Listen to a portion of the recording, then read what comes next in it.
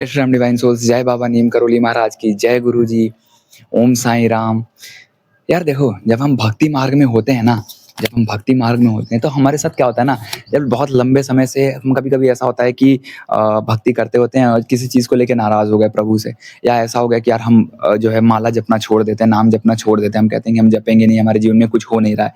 फिर एक घटना बस होनी होती है, एक सिचुएशन ऐसी आनी होती है जिसमें आप वापस से भागते हुए जाते हो, प्रभु से प्रार्थना करते हो कि प्रभु मुझे बचा लो, मुझे निकाल लो। ऐसा क्यों होता है?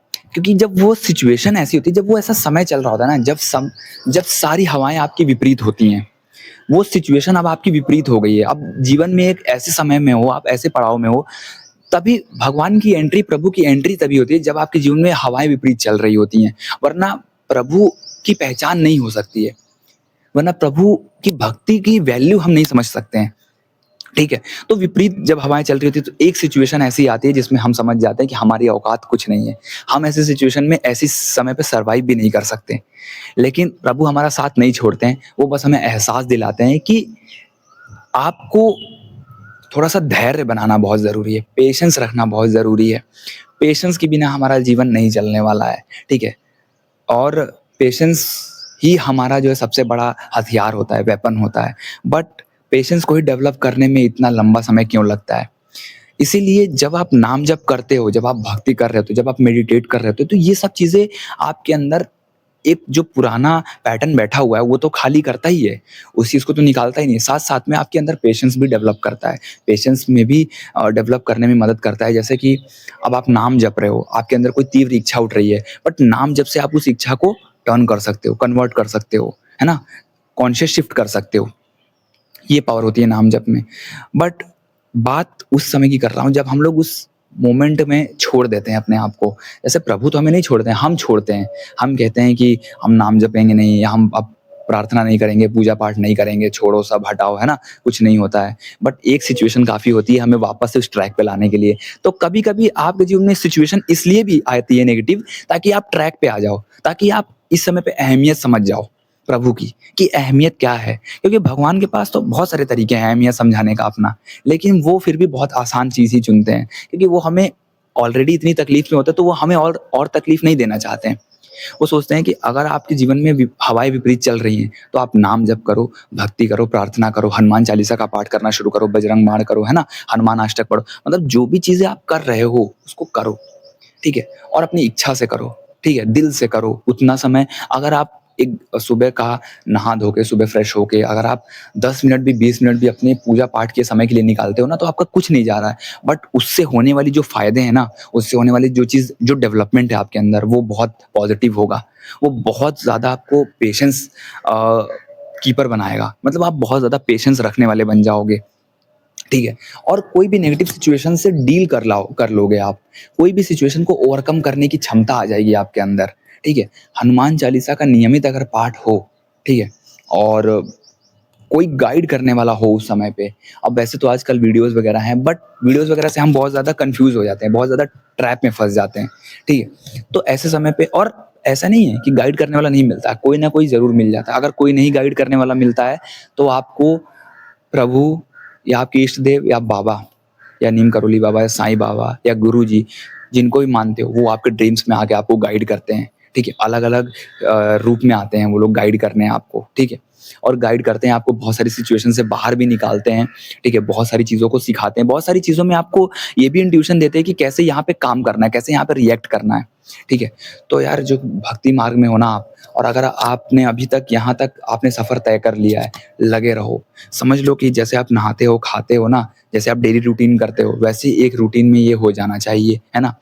अब डेली रूटीन में कभी आप खाते हो तो कभी बहुत अच्छा और टेस्टी चीज़ भी खा लेते हो, कभी-कभी यार आप कड़वी चीज़ भी खाते हो। बस सेम भक्ति का भी हाल है, सेम प्रभु के नाम जप का भी हाल है, कि कभी-कभी आपका बहुत मन करेगा करने को, कभी-कभी आपको नहीं भी मन करेगा, लेकिन तभी भी करना है। तो रूटीन में जब आ जाता है ना, तब आप उस चीज़ को छोड़ नहीं पाते हो। नाराज़ रहोगे, गुस्सा करोगे, क्योंकि जब प्रभु के सामने बैठ के आप अपनी इमोशंस को बताते हो, देखो दिक्कतें तो रहेंगी, दिक्कतें कोई सॉल्व नहीं करता है। जैसे मान लो कि अभी आपको कुछ दिक्कत हो जाए, तो कोई सॉल्व नहीं करेगा, ठीक है? कोई तरीका बता देगा। जब भक्ति होगी ना आपके जीवन में, जब प्रभु का आशीर्वाद होगा, प्रभु की कृपा होगी, तो आपको अचानक से सॉल्यूशन मिलना शुरू हो जाता है। जैसे आपके आपकी हेल्थ में अचानक से दिक्कत है, तो किसी से आपने बात किया, वो बता देगा कि फला डॉक्टर पे या फला क्लिनिक पे चले जाओ, फला टाइम पे चले जाना, है ना? तो ऐसे-ऐसे दवाइयाँ मिलती हैं। अचानक से आपको ऐसे सॉल्यूशन मिलने लगते हैं। ये होती है भक्ति की पावर। वरना आप कराते रहो, देखो कितने लोग बीमार पड़े हैं, कितने लोग नशे में धुत हैं, कितने लोग जो है अपनी नेगेटिविटी से बाहर नहीं निकल पा रहे हैं, कितने लोग ओवरथिंकिंग के शिकार हैं, नहीं निकल पा रहे हैं, कितने लोग इवन सुसाइड तक पहुँच जाते हैं। समझ रहे हो आप? ये सब क्या है? ये सब जो एक कलयुग है ना, बिल्कुल पीक पे है अपने बैठा हुआ कलयुग, बिल्कुल पीक पे, जहाँ डेविल ने अपना कब्ज़ा कर लिया है, जहाँ डेविल अपना कब्ज़ा जमा रहा है, जहाँ डेविल इंसान के दिमाग पे राज करने की सोच रहा है। बट जब आपके दिमाग पे प्रभु का राज होगा, प्रभु का नाम होगा, तो डेविल चाह के भी आपका कुछ बिगाड़ नहीं सकता। और बिगाड़ने की कोशिश करता है लोगों द्वारा, ठीक है? किसी फैमिली मेंबर के द्वारा, किसी फ्रेंड्स के द्वारा या आस-पास के लोगों के द्वारा, नेबर्स के द्वारा, पड़ोसियों के द्वारा बिगाड़ने की कोशिश बहुत करता है, बट बिगड़ता नहीं है। उस सिचुएशन से निकल आते हो आप, बाहर आ जाते हो। क्यों? क्योंकि प्रभु का नाम जहाँ पे है, वहाँ पे कुछ बुरा तो नहीं हो सकता और सिचुएशन नेगेटिव हो भी रही है, तो तुरंत पॉजिटिविटी में टर्न हो जाएगी। नाम जप, हनुमान चालीसा का पाठ और प्रेयर कर रहे हो, नो डाउट प्रेयर करो आप, नमाज़ करो, ठीक है? बट नाम जपने का एक अलग महत्व है।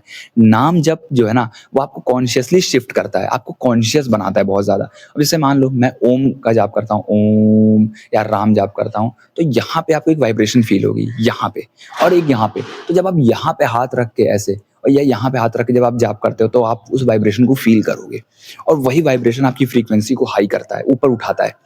एनर्जी को ऊपर उठाता है। वही फ्रीक्वेंसी आपको जो है पुराने पैटर्न्स को तोड़ने में मदद करता है, ठीक है? पुराने कोई भी एडिक्शंस हो सकती है, कोई भी पुरानी हैबिट हो सकती है जो टूट नहीं पा रही है, बट ये वाइब्रेशन आपको तोड़ने में मदद करता है, इतनी पावर होती है। तो जब भी आप मेडिटेशन करने बैठो, ध्यान करने बैठो, नाम जप करने बैठो, आपको क्या करना है? पहले प्रेयर करनी है, ठीक है? प्रेयर कीजिए, आपके जीवन में जो भी प्रॉब्लम फेस कर रहे हो, उन सबको लेके आप प्रेयर कीजिए। उसके बाद आप 10 मिनट के लिए प्रॉपर आँख बंद करके एक स्टेबल पोस्चर में बैठिए, नीचे आसनी बिछा लीजिए, कुछ भी थोड़ा-सा ऐसा बिछा लीजिए जिसमें आप लंबे समय तक बैठ सको और स्टेबल बैठ सको, ठीक है? बैठ के प्रॉपर नाम जप कीजिए आप, प्रॉपर सिर्फ़ नाम जप कीजिए। मैं कहता हूँ कुछ मत करो, सिर्फ़ नाम जप कीजिए, ठीक है? हालाँकि देखिए, मैं भी इतना बड़ा नहीं हूँ, इतना वो नहीं हूँ कि आपको मैं सजेस्ट कर सकूँ, आपको राय दे सकूँ, बट मैं आपको ये डेफ़िनेटली कहूँगा कि जो पर्सनल एक्सपीरियंस है वो यही है कि जब आप इस वाइब्रेशन को फ़ील करोगे ना, तब आपको मज़ा आएगा, तब आपको खुद पे खुद बैठने को दिल करेगा। और उस समय तक के लिए तो आप सिचुएशन भूल जाओगे सारी, मतलब इतना मजा आने लगता है कि सारी नेगेटिव सिचुएशन भूल जाओगे आप, उस वाइब्रेशन में जैसे टैप कर जाते हो आप, समझ रहे हो? तो वो नाम जप आप मत छोड़ना प्लीज, चाहे आप किसी कंट्री से हो, चाहे आप किसी रिलीजन से हो, चाहे आप किसी स्टेट से हो, ठीक है? चाहे आपका कोई रिलीजन हो ही ना, ठीक है? कुछ भी ना हो आपका, तब भी आप, आपके पास सांसें हैं, ब्रीदिंग, क्योंकि जैसे ही आप मरोगे सांसें खत्म, जब तक नहीं मरोगे तब तक आपके पास सांसें हैं, तो सांस पकड़ लो, कुछ ना कुछ ऐसा कर लो जिससे आपके पास वो चीज़ रहे, ठीक है? जो आप मरते दम तक रहे, और वो क्या है? साँसें हैं या नाम है, और कुछ नहीं है। बाकी तो हम सब चेज़ करते हैं, बाकी तो हम कमा के ये कर लें, ऐसा कर लें, है ना? बाकी चीज़ें तो एक-दूसरे पे डिपेंडेंट है। बट ये चीज़ ऐसी है कि आपको करोगे वाइब्रेशनली, जब आप अपने आप को हाई करोगे, तो आपको बेहतर फ़ील होगा और वो सिचुएशन आपको कोप अप करने में हेल्प मिलेगी उस सिचुएशन से। और जो लोग भी बाबा से जुड़े हैं, साईं बाबा से जुड़े हैं, ठीक है? नीम करोली बाबा से जुड़े हैं या गुरुजी से जुड़े हैं, बड़े मंदिर वाले गुरुजी, है ना? और बहुत लोगों को यार, मेरे साथ भी ऐसा हुआ था कि इनिशियली मैं नहीं समझ पाता था कि ये कौन है? अचानक से फ़ोन पे जब फ़ीड आने लगा था ना, तो हम नहीं समझ पाते थे। बट समय के साथ बाबा एहसास दिलाते हैं, गुरुजी एहसास दिलाते हैं कि मैं ही हूँ और इस समय पे मैं तेरे जीवन में आया हूँ, ठीक है? तो डरना नहीं है, आगे बढ़ते रहना है ना? सिचुएशंस आएँगी, बट उससे निपटने का भी हिम्मत दिया जाएगा, समझ रहे हो? और ठीक है यार, अगर आप मंदिर जा रहे हो तो जाओ, ठीक है? मंदिर विज़िट करो आप, मंदिर में बैठ के एक बारी हनुमान चालीसा का पाठ कर लो, मंदिर फ़ॉर्मेलिटी के लिए मत जाओ, प्रसाद चढ़ा दिया नहीं, बैठ के 10 मिनट हनुमान चालीसा का जाप कर लिया, 10 माला जाप कर लिया, राम नाम का या शिव नाम का या ओम, जो भी आप जाप करते हो, ठीक है? और अलग रिलीजन के हो, कोई दिक्कत नहीं है, जाओ आप अपना। हम क्या करते हैं कई बारी, ये घूमना-फिरना ही छोड़ देते हैं, बाहर निकलना ही नहीं। भक्ति का मतलब ये थोड़ी है कि सब छूट जाएगा, भक्ति का मतलब ये है कि नई चीज़ें अपनानी है, अच्छी आदतें अपनानी है, अच्छे विचार अपनाने हैं, है ना? अपनी पुरानी आदतों से निकलना है, नेगेटिविटी से निकलना है। हो सके तो 2 लोगों को और लेके बाहर निकलो, है ना? पर खुद पे काम करो पहले, तभी जाके वो एनर्जी काम करती है। एक्चुअल में जब भक्ति मार्ग में आप आते हो तो आपकी एनर्जी प्योर होनी शुरू होती है। तो जब प्योर होनी एनर्जी शुरू होती है, तो आपसे लोग इन्फ्लुएंस होना शुरू हो जाते हैं। जैसे ही आप इन्फ्लुएंस होते हैं आपसे लोग, वैसे ही वो आपकी एनर्जी को कैच करते हैं और उनके अंदर भी इम्प्रूवमेंट होना शुरू हो जाता है।